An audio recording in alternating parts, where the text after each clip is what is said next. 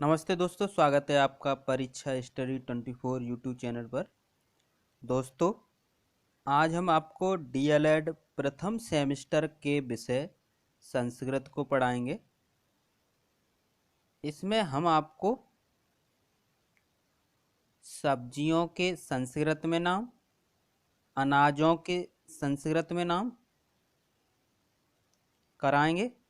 यदि अभी तक आपने हमारे चैनल को सब्सक्राइब नहीं किया है तो आप सब्सक्राइब बटन से सब्सक्राइब कर लें। अगर सब्सक्राइब बटन आपका लाल है तो आपने सब्सक्राइब नहीं किया है तो सब्सक्राइब कर लें। यदि आपका सब्सक्राइब बटन ब्लैक है तो आपने सब्सक्राइब कर रखा है, इसे दोबारा सब्सक्राइब ना करें, नहीं तो अनसब्सक्राइब हो जाएगा। और घंटी वाले बटन को भी दबा लें जिससे नेक्स्ट आने वाली वीडियो की नोटिफिकेशन आपको मिल सके।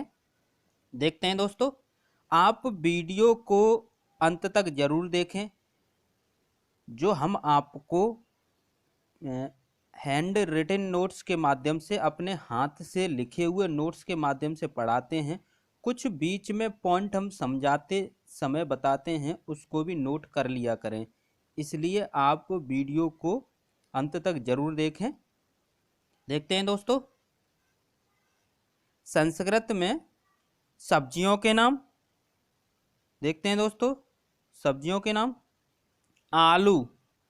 हम प्रारंभ में उन शब्दों को रखते हैं जिनके पहले अक्षर हिंदी में और पहले अक्षर संस्कृत में समान हो।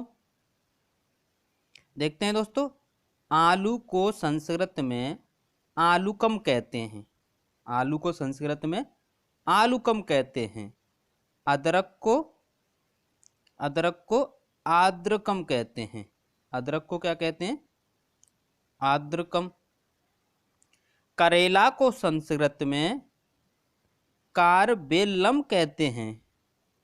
करेला को संस्कृत में कारबेलम कहते हैं। इन्हें आप 2-4 बार जब बोलेंगे तो आपको इनका जो सेंस है वो समझ में आएगा, और इनको जितना रिवाइज करेंगे उतने सही से समझ में आएंगे। देखते हैं दोस्तों, कद्दू। करेला जो है वो डीएलएड में आपके पूछा गया है, कद्दू भी पूछा गया है। कद्दू को क्या कहते हैं? कूसमांड। कद्दू को क्या कहते हैं? कूसमांड। कुंदरू। कुंदरू को क्या कहते हैं? कुंदरू।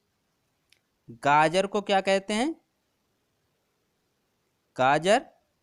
इसे संस्कृत में ग्रंजनम कहते हैं, या ऐसे भी आपके पेपर में आ सकता है, ये आया हुआ है। इस प्रकार देखते हैं नेक्स्ट, फूल गोभी। फूल गोभी को क्या कहते हैं? गोजिह्वा। इस प्रकार भी लिखा आ सकता है आपके में। नेक्स्ट देखते हैं, परवल। इसे कहते हैं पटोलह। परवल को क्या कहते हैं? पटोलह। नेक्स्ट देखते हैं दोस्तों, पालक। पालक को कहते हैं पालक्या। भिंडी। भिंडी को संस्कृत में कहते हैं भिंडिका। मूली। मूली को संस्कृत में कहते हैं मूलिका। मिर्ची। मिर्ची को संस्कृत में क्या कहते हैं? मारीचकम। लहसुन। लहसुन को संस्कृत में कहते हैं लहसुनम। धनिया। धनिया को संस्कृत में कहते हैं धान्याकम। बैंगन। बैंगन को संस्कृत में कहते हैं ब्रंताकम। सेम। सेम को संस्कृत में कहते हैं सिम्बी। इस प्रकार ये 16 सब्जियों के नाम के पहले अक्षर और संस्कृत में और हिंदी में पहले अक्षर समान हैं।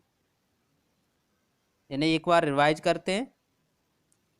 आलू, आलू को कहते हैं आलूकम, अदरक को कहते हैं आद्रकम, करेला को कहते हैं कारवेल्लम, कद्दू को कहते हैं कूष्मांड, कुंदरू को कहते हैं कुंदरू, गाजर को ग्रंजनम, फूल गोभी, गोजिब्बा, परवल, पटोलह, पालक को पालक, पालक क्या कहते हैं, पालक क्या। नेक्स्ट देखते हैं भिंडी को भिंडिका, मूली को मूलिका, मिर्ची को मारीचकम, लहसुन को लहसुनम, धनिया को धान्याकम, बैंगन को ब्रंताकम, सेम को सिम्बी। नेक्स्ट देखते हैं दोस्तों,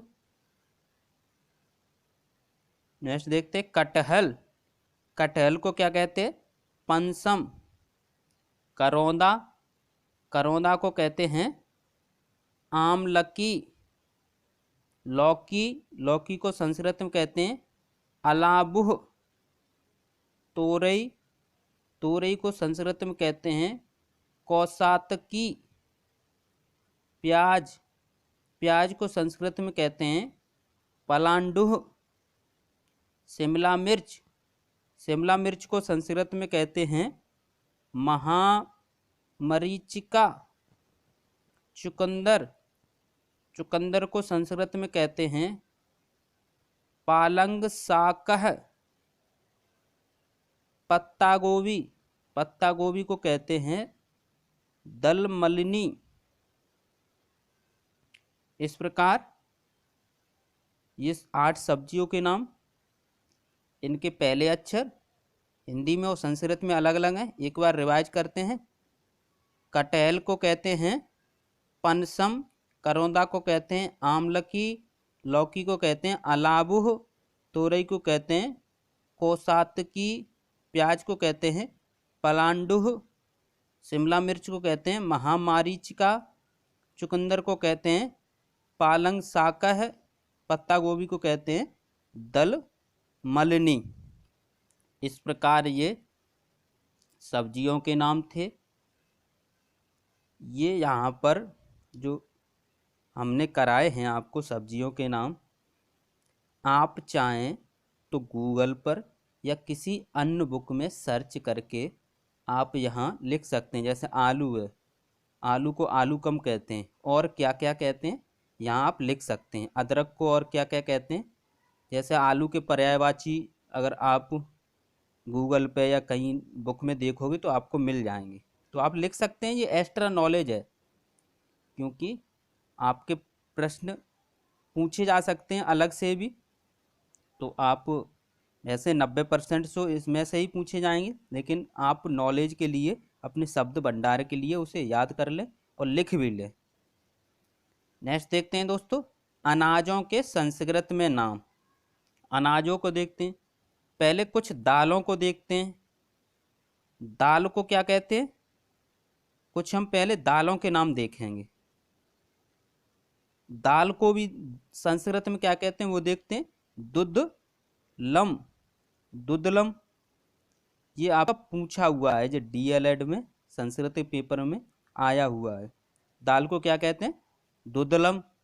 मसूर को मसूरह, मूंग को मुदगह, अरहर को आड़की, चना को चड़कह। तो ये 5 आपके जिनके हिंदी में पहले अक्षर और संस्कृत में पहले अक्षर समान हैं। एक बार रिवाइज करते हैं। दाल को संस्कृत में दुदलम, मसूर को संस्कृत में मसूरह, मूंग को संस्कृत में मुदगह, अरहर को संस्कृत में आड़की, चना को संस्कृत में चड़कह कहते हैं। उड़द को मासह, मटर को कलायह। अब देखते हैं अन्न, अनाज। अनाज में तो दाल भी आती, लेकिन हमने दाल को अलग करके और जो बचे वो एक तरफ कर लिए हैं। देखते हैं दोस्तों, अन्न को क्या कहते हैं, अनाज को अन्नम। गेहूं को गोधूमः। ये प्रश्न आया हुआ है आपके डीएलएड संस्कृत पेपर में। धान को क्या कहते हैं, धान्यम। तिल को तिलह, मूंगफली को मुंदगफली, सरसों को संस्कृत में सरसपह। तो ये 6 अनाजों के नाम मैच खा रहे हैं। एक बार रिवाइज करते हैं। अन्न को क्या कहते हैं संस्कृत में? अन्नम। गेहूं को गोधूमः, धान को धान्यम, तिल को तिलह, मुगदफली को मूंगफली को मुदगफली कहते हैं। मूंगफली को संस्कृत में क्या कहते हैं? मुदगफली। सरसों को सरसपह। नेक्स्ट देखते हैं इसी में। चावल को तंडुलह, चावल को क्या कहते हैं? तंडुलह। जौ को यवह, बाजरा को प्रियंगुह, बाजरा को क्या कहते हैं? प्रियंगुह। धान मक्का को क्या कहते हैं? धाना, मक्का को संस्कृत में धाना कहते हैं। आप मक्का के और भी पर्यायवाची लिख सकते हैं। संस्कृत में आप गूगल पे भी सर्च करके निकाल सकते हैं कि मक्का को संस्कृत में क्या कहते हैं, या किसी अन्य राइटर की आपके पास या कहीं हो तो आप इनमें से किसी के भी लिख सकते हैं। चावल के, जौ के, बाजरा के आप लिख सकते हैं संस्कृत में और क्या क्या कहते हैं। इन्हें नोटबुक पर नोट जरूर करें और अपने दोस्तों को शेयर करें, और वीडियो ज़रूर देखें, क्योंकि वीडियो में हम आपको बताते हैं कि किस प्रकार आपको याद करना है, कैसे क्या करना है। तो वीडियो को ज़रूर देखें। नेक्स्ट देखते हैं दोस्तों। शरीर के अंगों, जो शरीर के अंग होते हैं उनके संस्कृत में नाम देखते हैं दोस्तों। हाथ को क्या कहते हैं? हस्त। इसे कर भी कहते हैं, करह, हस्त या करह। हृदय, हृदय को संस्कृत में हृदयम। अंगूठा को क्या कहते हैं? अंगुष्ठ। ये आया हुआ प्रश्न है। अंगूठा को क्या कहते हैं? अंगुष्ठ। आंसू को अश्रु, ये भी आया हुआ प्रश्न है। ओठ को संस्कृत में क्या कहते हैं? ओष्ठ। पैर को संस्कृत में पादः और चरणः। गर्दन को संस्कृत में ग्रीवा। गला, गला को क्या कहते हैं? गलय या कंठ। कान को कर्णः या श्रोतम। मुंह को संस्कृत में मुखम। जीभ को जीवा या रसना।